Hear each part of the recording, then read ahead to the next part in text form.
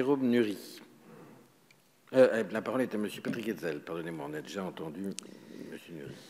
Je vous remercie, Monsieur le Président. Madame la Ministre, je voudrais vous interroger sur l'enveloppe financière des EHPAD.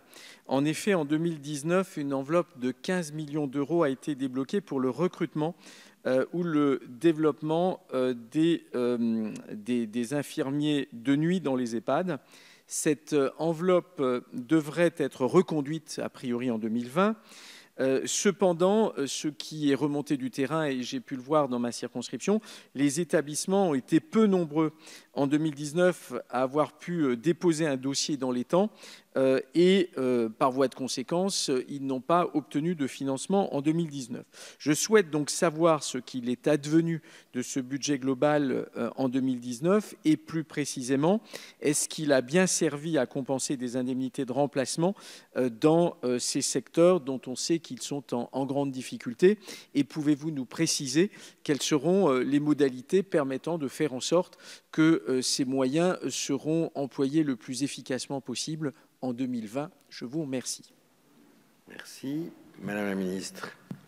Merci, Monsieur le Président. Monsieur le député Hetzel, c'était une mesure phare, vous l'avez raison, c'est une mesure importante pour moi. Elle avait fait l'objet d'une expérimentation extrêmement positive. Et comme vous, j'ai un retour de terrain qu'elle ne s'est pas déployée à la vitesse à laquelle je le souhaitais, parce qu'il s'agit d'une mesure qui rassure les professionnels qui travaillent dans ce secteur. Ça évite beaucoup d'hospitalisations inutiles, de passage aux urgences. Et donc, nous avons réaffirmé lors du plan Investir pour l'hôpital public la nécessité d'avoir une mutualisation de postes infirmiers pour les EHPAD, de façon à ce que tous les EHPAD soient couverts. J'ai donné aux ARS les moyens de l'organiser en 2020 avec une généralisation qui est prévue en 2020, donc présence d'une infirmière en EHPAD la nuit, sous forme le plus souvent mutualisée, ça dépend de la taille des EHPAD du territoire. Une enveloppe de 36 millions d'euros est répartie en 3 tranches pour une montée en charge progressive. Cette enveloppe a été déjà allouée aux ARS.